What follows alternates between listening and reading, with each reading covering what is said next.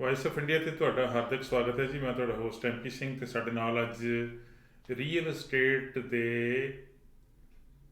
Number 1 realtor Anju Kumar ji studio 'ਚ ਹਾਜ਼ਰ ਨੇ। ਵੈਲਕਮ ਅੰਜੂ ਜੀ। Thank you, sir. Thank you very much. Anju ji, what is the importance of home inspection?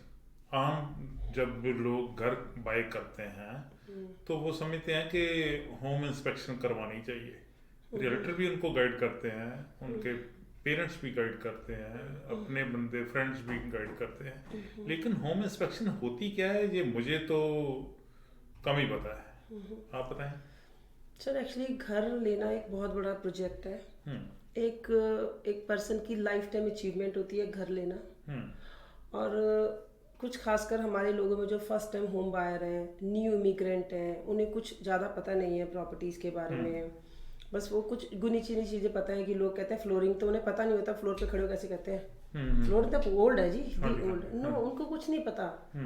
सो इसलिए घर खरीदने से पहले, कुछ भी काम करने से पहले हमें जब अपने पैसे में स्पेंड करने, भले हम $1 की कोई चीज़ भी बाय करने जाते हैं, तो हमें पहले पता होना चाहिए इस चीज़ का क्या यूज़ है, ये चीज़ कितनी चलने वाली है आगे, या हमें रिप्लेस करनी है तो हमें 2 महीने ये चीज़ चल जाएगी, या 1 साल चल जाएगी, या 20 साल चल जाएगी। तो इसलिए कुछ भी काम करना है, कोई भी चीज़ का, उसके लिए हमारा रिसर्च बहुत ज़रूरी है। बिल्कुल ठीक है। हाँ जी। तो अब बात करते हैं, जैसे हमने घर पसंद कर लिया, आपको किसी ने घर देख लिया जी, मुझे घर बहुत पसंद है। समटाइम्स क्या होता है, जब हम घर खरीदने जाते हैं तो घर के ऊपर एक कॉस्मेटिक ऐसी की गई होती है, उसके पेंट बहुत अच्छे होते हैं। पसंद करने वाली तो यही चीज़ होती है। नहीं सर, उसकी जो पेंट बहुत सुंदर है, उसकी फ्लोरिंग बहुत सुंदर है, दिखने में अच्छा है, दिखने में अच्छा है, बंदा अंदर घुसते कहता है अरे वाह ब्यूटीफुल। सो उसको समझ आ जाता है कि मेरी फैमिली यहाँ बैठी है, मैं यहाँ आई मीन वो एक इमेजिन कर लेता है अपनी लाइफ को उस घर के अंदर। तो उन्हें बस उसके अंदर क्या है, फ्लोरिंग के नीचे क्या है, रूफ है तो उसकी रूफ कहीं रिपेयर तो नहीं है, या विंडोज, उनको नहीं पता कि कैसी विंडोज है, कैसे आम आदमी को नहीं पता होता, एक नॉर्मल आदमी को नहीं पता। तो इसके लिए एक समझदार रियल्टर, एक समझदार बायर, समझदार बायर भी, क्योंकि समटाइम्स रियल्टर को लोग, क्योंकि इंस्पेक्शन के लिए आपको एक फीस देनी पड़ती है जो एक बायर को ही पे करनी होती है। फीस बायर पे करता है, फीस बायर पे करता है, चाहे 400 हो या 450 300, डिपेंड्स कि वो कितनी ले रहे हैं। तो उसके लिए जो रियल एस्टेट एजेंट है, उन्हें कई बार बोलते वो, और मेरे को ऐसा लगता है उन्हें बोलना भी चाहिए और वो बोलते भी होंगे। तो कई बार लोग छोटे से लालच में कि वाई विल स्पेंड $300 और $500, सो वो नहीं खर्चना चाहते, उसका आगे उन्हें बहुत लंबा नुकसान होता है।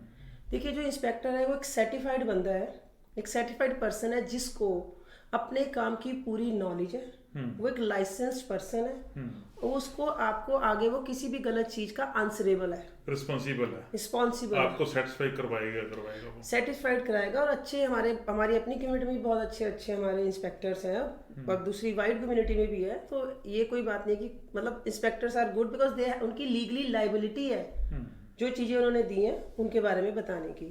सो इंस्पेक्शन कराना बहुत जरूरी है, क्योंकि इंस्पेक्शन के दौरान आपको जो आपका इंस्पेक्टर है वो पहले बता देगा। अब हम शुरू हो जाते हैं रूफ से। वो पहले एक एक्सटीरियर चेक करेगा पूरा कि आपकी रूफ कितनी पुरानी है, ठीक है, या रूफ कितने दिन आगे चल सकती है।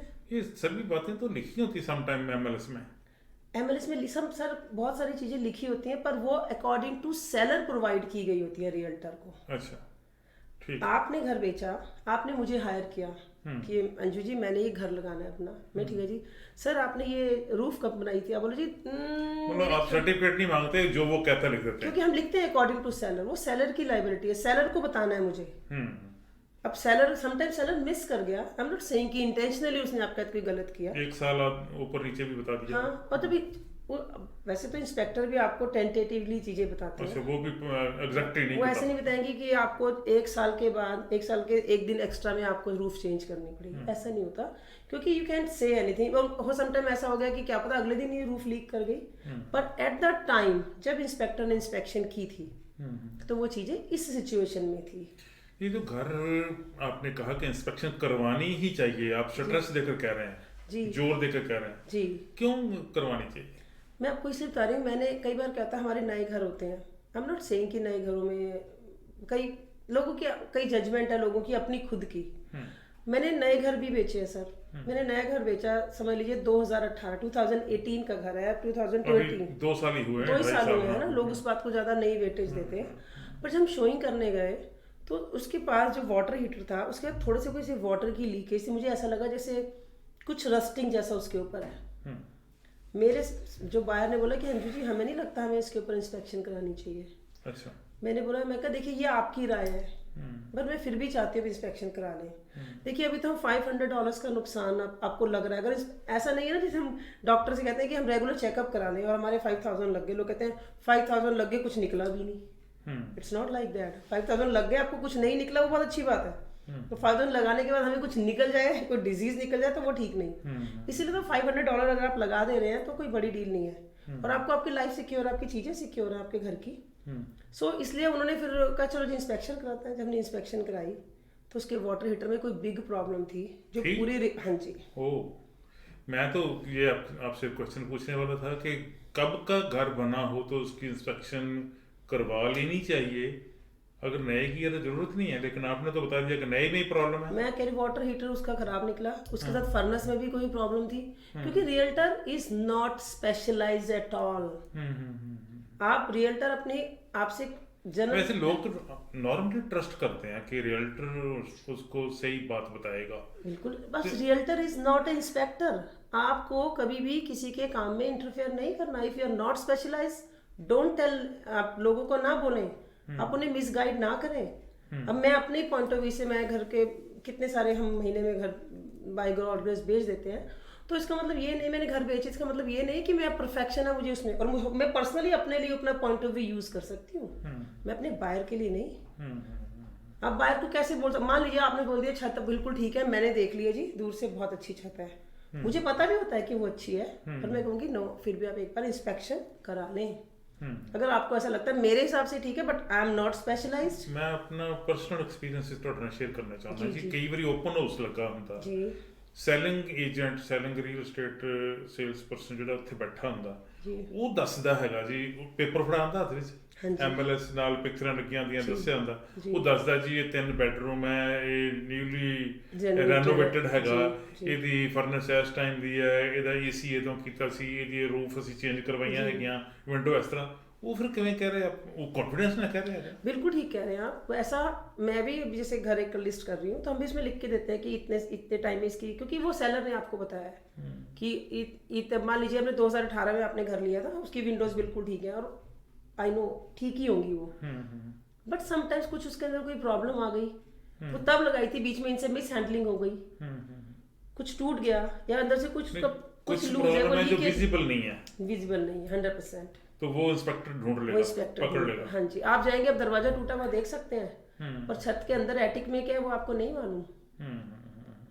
आप जैसे बाहर से देखेंगे घर बहुत अच्छा है, उन्होंने फाउंडेशन के ऊपर बड़े सारे पत्थर डाल दिए हैं, आप वो देखेंगे, पर इंस्पेक्टर आपको बता देगा कि इसकी फाउंडेशन में ये प्रॉब्लम है। अच्छा, वो इंस्पेक्टर का काम है, क्योंकि वो उसने पढ़ाई करी उस चीज में। इंस्पेक्शन रिपोर्ट बड़ी होती है, 30-40 पेज होते हैं। इंस्पेक्शन रिपोर्ट बना के देगा आपको, पिक्चर्स खींच के देगा आपको ये। और हमारे कुछ इंस्पेक्टर ऐसे हैं, जैसे हम बोल देते हैं कि हमें कंडीशन रिमूव करनी है, तो हमें ऐसी चीजें आप बता दें जो बहुत ही ज्यादा ध्यान देने लायक हो, तो बता देते हैं कि इसमें विंडोज में ये प्रॉब्लम है, उस रूम की ये विंडो बिल्कुल खत्म है, या उसकी रूफ में ये प्रॉब्लम है, लेफ्ट साइड में रिपेयरिंग हुई हुई है। सो अगर ये रूफ हो सकता है 2 years चले, और 2 years के बाद ये ऐसी हो जाए, और कोई ये नहीं कि अगले दिन भी लीक कर सकते हैं, वो तो उस टाइम की रिपोर्ट देते हैं कि आज की डेट में ये सब ठीक है। मेजर प्रॉब्लम्स क्या हो सकती हैं जो इंस्पेक्टर ढूंढ लेगा तो आपका फायदा हो जाएगा, क्लाइंट का फायदा हो जाएगा। मेजर प्रॉब्लम देखो, विंडो की तो वो है नहीं बात, विंडो तो दिखने में भी लग जाएगी कि कितनी को पुरानी है, सर आपको शिंगल्स भी लग जाएंगी ऊपर से, मतलब देखने वाली। अगर वो कहेगा कि हमने कैबिनेट चेंज कर दिए तो वो भी पता चल जाएगा, वो कहेंगे हमने वॉशरूम में ये कर दिया वो कर दिया, वो भी देख लेंगे, लेकिन कुछ ना कुछ बीच में होता है जो इंस्पेक्टर पकड़ लेता है। वो कौन सी ऐसी खास चीजें हैं जो आम बायर को भी वैसे ध्यान में रखनी चाहिए? इंस्पेक्टर तो उनके लिए हेल्पफुल है ही है, जी। आम आदमी क्या करे? देखिए, पहले तो आप प्लम्बिंग का बहुत ध्यान रखें कि प्लम्बिंग कब की हुई है या प्लम्बिंग ठीक है, क्योंकि इस इंस्पेक्टर वो चेक कर लेगा अंदर से कोई लीकेज तो नहीं हुई भी। कई बार क्या होता है, क्योंकि वो लीकेज छोटी सी प्रॉब्लम नहीं है, अभी तो वो छोटी है, हो सकता है आपको नहीं दिख रही है क्योंकि उन्होंने अभी पेंट करा दिया, आपको नहीं पता, हो सकता है उनके पेंट कल ही खत्म हुए और आज आपका ओपन हाउस है। सो वो जो लीकेज है वो लीकेज आगे आपके नीचे वाले बेडरूम पे भी आ जाएगी, वो वॉल में भी आ जाएगी, वो विंडो पे भी आ जाएगी, तो वो ठीक नहीं है। तो प्लम्बिंग में आप प्लम्बिंग इंस्पेक्शन पूरा प्लम्बिंग चेक करेगा आपका, और इंस्पेक्शन आपका इलेक्ट्रॉनिक चेक करेगा, इलेक्ट्रिकल कैसा हुआ है, कि कौन सी वायर्स लगी हैं, कौन सी ठीक है, कौन सी मतलब जितना भी इलेक्ट्रिकल काम है वो आपको बता देगा कि। और सबसे बड़ी बात, आपके नीचे बेसमेंट में कभी पानी आया था या नहीं आया था, तो उसकी वैसे हमारे पीडीएस में भी ये सब होता है, मगर फिर भी जो इंस्पेक्टर आपकी सारी छोटी छोटी माइन्यूटली चेक करते हैं चीज़ें। हमारे कई इंस्पेक्टर तो आपको छोटी चीज़ें भी बता देते हैं कि ये स्टोव है, इज गुड, कुछ आज 4th बर्नर चल रहा है नहीं चल रहा, वो हम जनरली भी देख सकते हैं, मगर वो रियल्टर का काम नहीं। आपकी अपनी एक लाइन है, आपने वो लाइन क्रॉस नहीं करनी, ठीक है। क्योंकि अब देखिए अब आप मॉर्गेज है, हमसे कोई मॉर्गेज की पूछते हैं, हम कहते हैं आजकल में, जैसे मैंने भी आपसे पूछा कि रेट ऑफ इंटरेस्ट कैसे चल रहे हैं, क्योंकि आप मॉर्गेज करते हैं, आप स्पेशलाइज्ड हैं, तो उन्होंने बोला जी 2 पॉइंट कुछ आपने बताया जी, ऊपर भी है नीचे भी है। तो ये मैं आपकी मदद में किसी से कह सकती हूँ अपने क्लाइंट को, जी हाँ मॉर्गेज मैंने सुना है रेट अच्छे चले, पर आप बात करें स्पेशलाइज से, क्योंकि आप किसी का काम आप ना करें।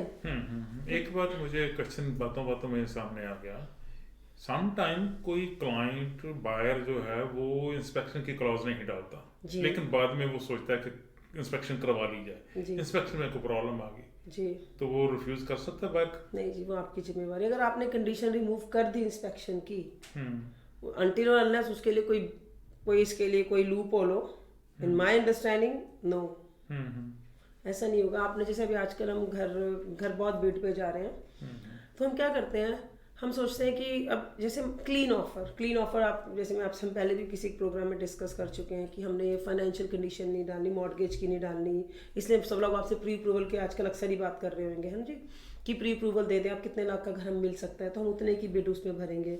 ऐसे इंस्पेक्शन के लिए भी, पर आप इंस्पेक्शन के अब इंस्पेक्टर साथ तो ले नहीं गए थे, उस टाइम में आपका और आपके रियल्टर का थोड़ा एक्सपीरियंस चलेगा, रियल्टर को फिर भी 100% जिम्मेवारी नहीं। क्लाइंट तो देखो जो फर्स्ट टाइम होम बायर है वो तो ये बात भी कहेगा ना, जहाँ उसकी ये बात शायद बाय लॉ फेवर करती है कि नहीं पता मुझे, कि मुझे तो पता ही नहीं जी, मैं तो फर्स्ट टाइम होम बायर हूँ, मैं तो इनोसेंट हूँ। देखिए इनोसेंट है तो फिर आप इंस्पेक्शन की कंडीशन जरूर डालें, उसको तो पता ही नहीं कि इंस्पेक्शन कंडीशन होती भी है कि नहीं, वो तो आपको रियल्टर 100% बताएगा। आप सबसे पहले अपने क्लाइंट को मतलब ऑफर टू परचेज समझाएं। मैं यही लेके आना चाहता था बात, कि जो बायर का एजेंट है वो उसको बताएगा 100%। आप पहले सबसे पहले, ऐसा भी हो सकता है कि नहीं बताए, मैंने अपनी लाइफ में मैंने ऐसा नहीं किया। अब मैंने बहुत सारे क्लाइंट, बहुत सारे लोग मेरे को नोन है, मैं सबसे पहले ऑफर टू परचेज लेके बैठती हूँ उनके सामने, उन्हें पता होना चाहिए किस पेपर पे वो साइन कर रहे हैं, किस पेपर पे क्या लिखा है। समटाइम्स लोग बोलते हैं नहीं साइन करा लीजिए आप, मैं यही साइन करा लो बाद में कर लेंगे, मैं यही कहने लगा था कि लोग तो कहते हैं साइन बताओ जी कहाँ करना है। नहीं जी, ऑफर टू परचेज दिखाएं आप उन्हें, तो ये 2 कंडीशंस हैं इसके अंदर। 4 पेज की ऑफर टू परचेज है, तो वो आपकी पूरी लाइफ है, शायद आधे घंटे में उसको अगर पूरा वर्ड टू वर्ड भी पढ़ना पड़े तो आधे घंटे में पढ़ सकते हैं। वैसे तो देखिए जब रियल्टर आपको बताया तो रियल्टर आपको रिप्रेजेंट कर रहा है, तो रियल्टर आपको समझा सकता है कि ये चीजें और वही होती हैं, क्योंकि मुझे नहीं लगता किसी रियल एस्टेट एजेंट ऐसा करते भी होंगे कि वो बताएं कुछ करें कुछ, आई डोंट नो, बट मैं अगर अपनी बात करूंगी तो पहले उनको ऑफर टू परचेज समझा दें कि आपके 2 राइट हैं, इंस्पेक्शन का भी और इसका भी। इस बात को छेड़ने के पीछे मेरा ये मकसद नहीं है कि आप क्या करते हैं या दूसरे क्या करते हैं, मेरा मकसद है अपने व्यूअर्स को, बायर्स को एजुकेट करना। जी बिल्कुल, ये बात उनके कानों तक जानी चाहिए कि जब भी आप घर बाय करने जा रहे हैं तो आप देखें उसकी कंडीशंस। आप के रियल्टर हो सकता है आपको लगे कि ये बात तो उन्होंने मुझे बताई ही नहीं, बतानी चाहिए, एज पर लॉ उसको बतानी पड़ेगी, नहीं बताएगा तो वो लायबल है, लेकिन आप भी अवेयर हो, आपको 100% आपको अपने ऑफर टू परचेज, अपने राइट्स कि आप घर कैसे लिस्ट करते हैं, कैसे बाहर निकल सकते हैं, आपको पता होना चाहिए। उसके लिए आप अपने रियल्टर से क्वेश्चन पूछे, नहीं तो आपको कोई लगता है आपको कोई, वैसे तो रियल्टर ही होना चाहिए, क्योंकि रियल्टर से आप सारे क्वेश्चन अपने पूछे, क्योंकि वो अपने काम का स्पेशलाइज्ड है। तो इसलिए पहले ऑफर टू परचेज में दोनों कंडीशंस होती हैं, मॉर्गेज की भी और इंस्पेक्शन की भी। तो ये आपने पहले एजुकेट होना है ऑफर टू परचेज से, क्योंकि ऑफर टू परचेज में अगर आपने जो साइन कर दिया फिर वो आपकी लायबिलिटी है। एक बार साइन हो गया, तो और कंडीशंस आपने रिमूव कर दी। कंडीशन रिमूव करने का मतलब ये होता है कि आपको नहीं, अगर मान लीजिए आपने इंस्पेक्शन की कंडीशन रिमूव करी है, इंस्पेक्शन की कंडीशन रिमूव करने का मतलब है जी हम सेटिस्फाइड है इस इंस्पेक्शन से, आप उसको बाद में चेंज नहीं कर सकते। बिल्कुल। आप बाद में कहती मॉर्गेज कंडीशन हमारी सेटिस्फाइड है, इसका मतलब आपने जो $5,000 डिपॉजिट किया है, क्योंकि डिपॉजिट अमाउंट देना पड़ता है चाहे मे बी 10,000 और $1,000, बट वो फिर आपने बोल दिया कि जी हमने ले लिया। और ये बिल्कुल प्रोफेशनल तरीके से ही करना चाहिए। आपको अपनी कंडीशन रिमूव करने से पहले अपने सारे पेपर वर्क को डन कर लेना चाहिए। फिर बात उसी होम इंस्पेक्शन पे ही आते हैं। मेरा क्वेश्चन था कि अगर होम इंस्पेक्शन की आपने क्लॉज नहीं डाली, कंडीशन नहीं डाली, बाद में आपको किसी ने कह दिया कि भाई होम इंस्पेक्शन करवा लेनी चाहिए, इसका फायदा बहुत है, कल को प्रॉब्लम आ जाएगी तो फिर आप सस्ते में नहीं छूटेंगे, तो बाद में इंस्पेक्शन करवाने का फायदा ये तो हो सकता है कि अगर सारा कुछ ठीक है तो आपको तसल्ली होगी कि मैंने जो डिसीजन लिया वो पक्का ठीक लिया। अगर इंस्पेक्शन में कोई प्रॉब्लम आ गई तो अब अपने पैसे स्पेंड करें, उसे ठीक कराएं, फिर वो अपनी तरफ से करवाने कोई नेगोशिएशन नहीं हो सकती ऐसे में। देखिए आप दूसरे रियल्टर से बात कर सकते हैं, रियल्टर अपने सेलर पे कर सकता है, ये कटसी से हो सकता है, ये कटसी हो सकती है उसकी, लॉ नहीं है, कोई लॉ नहीं है मेरे अंडरस्टैंडिंग। मैं वो जो पहले कह रहा था कि क्लाइंट जो बायर है वो तो इनोसेंट है, वो उसको तो पता ही नहीं है कि सर इनोसेंट होने का मतलब ये नहीं है कि आप अपने आप को अवेयर ना करें। इनोसेंट वर्ड को आप ज्यादा ही वेटेज दे रहे हैं। इनोसेंट का मतलब क्या इनोसेंट है? वैसे तो मैं कहता हूं इग्नोरेंस लॉ, ये इग्नोरेंस है। Ignorance of law is not innocency actually. तो ये नो एक्सक्यूज ऐसा नहीं होगा। आप अपने पैसे स्पेंड करने जा रहे हैं, आपने किसी को हायर किया, वो अपना काम ईमानदारी से करेगा या करना ही चाहिए, हम करते भी हैं। आपका भी अपना कोई फर्ज है, आप भी क्वेश्चन पूछें, जवाब ले। ऐसे इनोसेंट बोल के तो आप तो देखो मैं सेव कर रहे हैं रियल्टर, मेरे रियल्टर दोस्तों को मैं इस टाइम में मैं क्लाइंट की तरफ से बात कर रहा हूँ, मैं अपने रियल्टर फैमिली की तरफ से बात कर रही हूँ।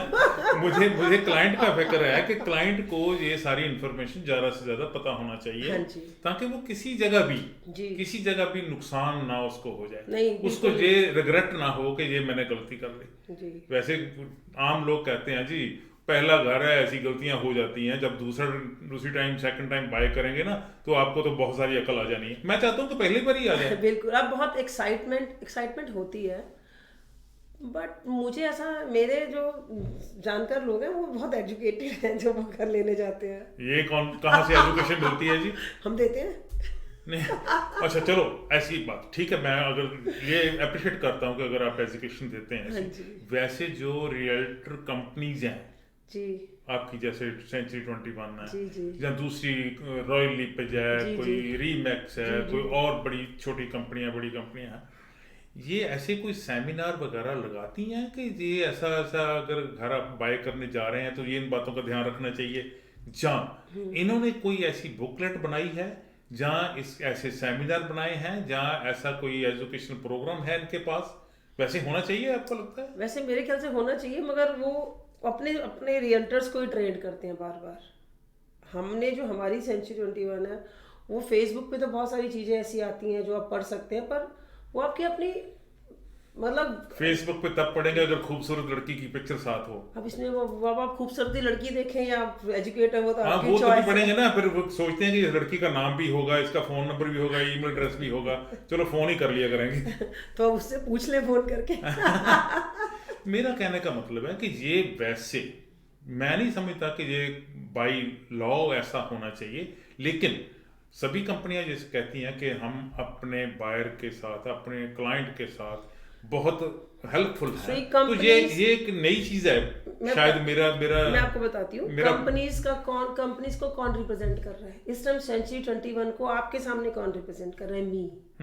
इट्स माई ड्यूटी और इट्स योर, आपकी काम है मेरे से एजुकेट होना। मुझे लगता है कि आप ये मेरी बात को कंसिडर करेंगे और शायद छोटी बुकलेट तैयार करेंगे। बुकलेट नहीं सर, हम एक शो एवरीडे एक शो तैयार कर देते हैं फेसबुक पे आपके यहाँ एजुकेट करने के लिए। बिल्कुल करना चाहिए, मेरी जरूरत पड़े तो मैं भी हाजिर हूँ। ये लोगों को एजुकेट करना चाहिए। मैं आप एजुकेट हो, फोन करें, आप पूछें, कोई ऐसी बात नहीं, आप कोई क्वेरी हो फोन करें। ये बात जो मैं इसलिए बोल रहा हूँ कि जब हमारी फैमिलीज बैक होम से आती हैं, नए लोग जो आते हैं, उनके लिए ये दुनिया नई है। बिल्कुल सर, बिल्कुल नहीं। एजुकेशन बेशक वहां उनकी पीएचडी क्यों ना हो जी, वो डॉक्टरेट क्यों ना हो, वहाँ प्रोफेसर क्यों ना लगे हों, डॉक्टर क्यों ना हो, इंजीनियर क्यों ना हो, एडवोकेट क्यों ना हो, लेकिन ये कल्चर, ये सोसाइटी, ये देश उनके लिए बिल्कुल नया है। बिल्कुल यहाँ के रूल्स रेगुलेशन नए हैं। जी।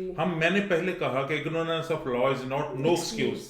बेशक एक्सक्यूज नहीं है, लेकिन जो प्रोफेशन में बंदा है, मैं मॉर्गेज में हूँ, आप रियल एस्टेट में हैं, मैं समझता हूँ कि ये हमारी मॉरल ड्यूटी नहीं है कि अपनी कम्युनिटी को ये एजुकेट करें। हमारी बिल्कुल मॉरल ड्यूटी है, क्योंकि उसकी एक वजह है। जब वो नए आए होते हैं तो साल के जब वो आए तो कम से कम 5 साल वो बेसिक चीज़ों में निकल जाते हैं। उनको चीज़ें एजुकेट होने में, उनके बच्चे के सेटल में कल्चरल शॉक्ड होता है।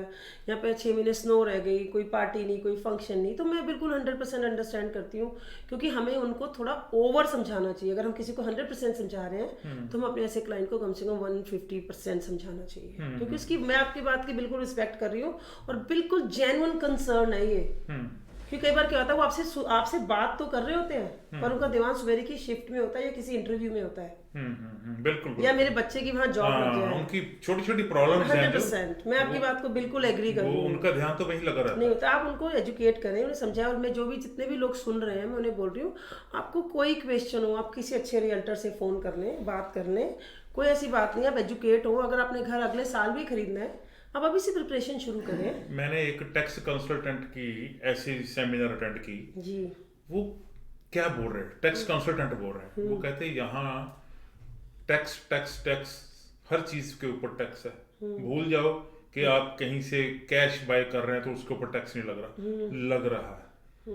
वो हो सकता है दुकानदार आपको कहे कि कैश में इतने का मिल जाएगा, वो लेकिन वो टैक्स इंक्लूड हो गई। खूबसूरत बात जो उसने की, वो कहता आप स्टोर में जा रहे हैं ना जी, नए बंदे आए हैं, तब मैं भी नया ही था। वो कहते नए आए हैं तो घर से एक लिस्ट बना के लेके जाओ कि हमने स्टोर में से क्या बाय करना। वो बता रहा था कि स्टोर में जब आप घुसते हैं, मान लीजिए सुपर स्टोर में ग्रोसरी लेने इम्पोर्टेंट लगने लग जाता है, तो सबसे आगे जो चीजें पड़ी हैं वो आपकी लिस्ट में नहीं है। आपने तो वो लेनी नहीं थी, लेकिन उन्होंने जानबूझकर आगे लगाई हैं अट्रैक्ट करने के लिए। लिखा भी हुआ सेल है, प्राइस भी लिखा हुआ, पहले लिखा है 1999, अब 999, $10 का फायदा। आप सोचते हैं $10 तो बचाओ पहले, बाद में देखेंगे। तो सबसे जो जरूरी चीज आपकी लेने वाली घर की ग्रोसरी में जो आपने लिखी हुई है, और अपनी लिस्ट के सबसे ऊपर लिखी है, क्या लिखा है? दूध, ब्रेड, एग्स, अंडे लिखे, बटर लिखा हुआ, वो कहाँ पड़ा है? स्टोर के सबसे लास्ट वाले कॉर्नर पे। उनको पता है, स्टोर वालों को पता है कि इन्होंने वो तो लेना ही लेना, वहां तक तो पहुंचेंगे, लेकिन उससे पहले आपको कई कुछ उन्होंने दिखाना।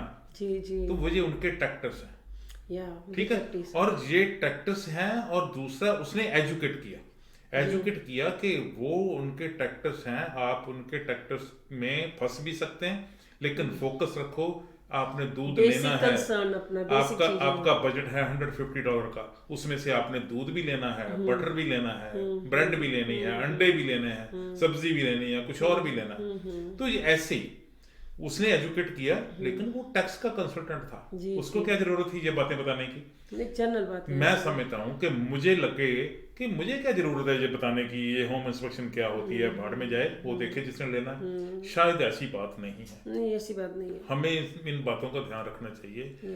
हमारी कम्युनिटी है या दूसरी कम्युनिटी है, बहुत सारे लोग ऐसे आते हैं जहाँ वहाँ बैक होम में उनकी बैकग्राउंड कुछ और है, यहाँ आकर उनको बहुत सारी नई प्रॉब्लम को फेस करना पड़ता है। लेकिन उनको को अगर एजुकेट कर दे, उनको को गाइड कर दे, उनका हाथ पकड़ ले, उंगली पकड़ कर आगे बता ही दे, रास्ता ही बता दे, तो वो शायद, और सही बात है जी, उनको आगे बहुत आसानी हो जाएगी लाइफ की। और कोई हर किसी को किसी न किसी की बताया ही है, I was about to say, कि किसी न किसी की सपोर्ट की जरूरत होती है आपको आगे बढ़ने के लिए, पर वो चीजें याद रह जाती हैं जो हमें किसी ने इनिशियल सपोर्ट किया हो। तो मैं तो घर लिस्ट करने से पहले अपने क्लाइंट से 20 बार पूछ लेती हूँ कि इसके बाद की आपकी प्लानिंग, जबकि वो मेरा काम नहीं, मैं फिर पूछ लेती हूँ कि ऐसा ना हो इनको 50,000 बच जाए या 1 लाख बच जाए, ये कुछ ऐसा प्लान कर रहे हैं दूसरा घर लेने के लिए, वो भी इतना एक्सपेंसिव है या वो सस्ता है, पहले ध्यान में रख लो। मैं पूरा उनको उस बात के लिए वो मेरा पर्सनल एक एज ए ह्यूमन बीइंग मेरा कंसर्न होता है कि इनके पैसे वेस्ट ना हो जाएं। कहीं अभी मार्केट आप ही सोच रहे हैं हम 40,000 बना लें, 50 बना लें, दूसरी बात भी है बाद में कहीं इनको परेशानी ना हो जाए इस पैसे से बड़ा घर नहीं, कहीं उनकी प्लानिंग स्ट्रेटेजी, जबकि मैं बोल देती हूँ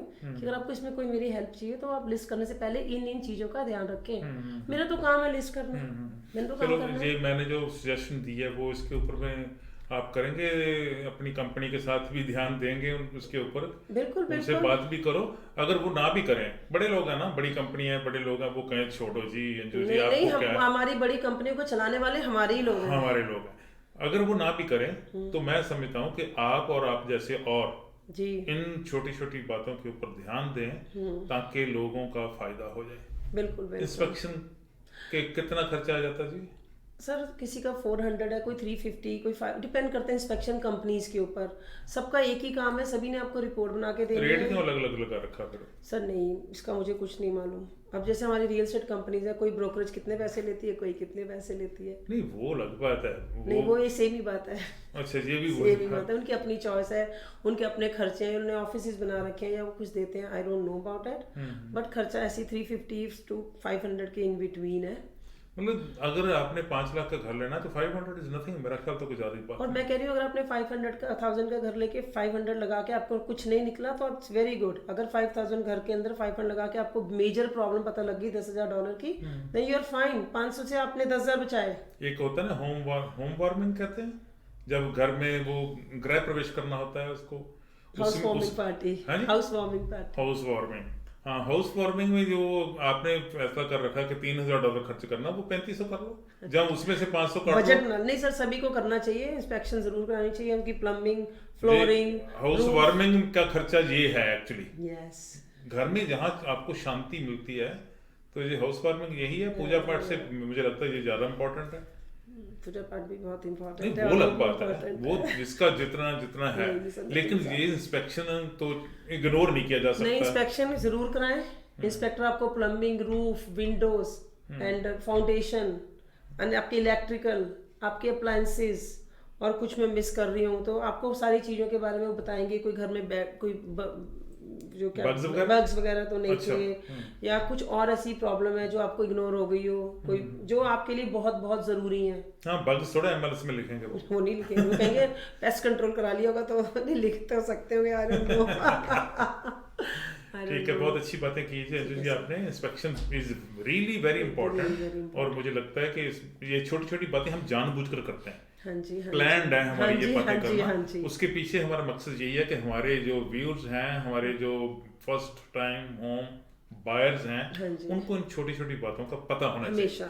पता होगा तो ये थोड़ा समझ लें कि हमने एडिशनल बता दिया अभी आपको। हाँ जी, पता सबको सब कुछ है, मगर फिर भी हमें सम टाइम गाइड जैसे बोलते हैं सदा सच बोलो, तो सबको पता होता है सच बोलना है, वो फिर भी अगर बात कहते रहो तो दिमाग में रह जाती है। फिर भी मंदिर में वो जाएं, गुरुद्वारे में जाएं, वो कहते हैं कि भाई धर्म कर्म की कमाई करनी चाहिए, पूजा पाठ भी करो, धर्म कर्म के ऊपर ध्यान दो। कोई बंदा 100% गलती करेगा तो 90% ही करेगा। तो हम उनको ये नहीं कहते ये पंडित जी आपने तो पहले पिछले साल भी ऐसा कहा था, नहीं जरूरत है, वो बार बार रिपीट करेंगे, आपको बताते रहेंगे, ऐसे हम बार बार बताते हैं। जी जी, thank you very much Anju ji, आपने समय निकाला और अच्छी अच्छी बातें की। नेक्स्ट टाइम किसी और टॉपिक पे ऊपर बात करेंगे।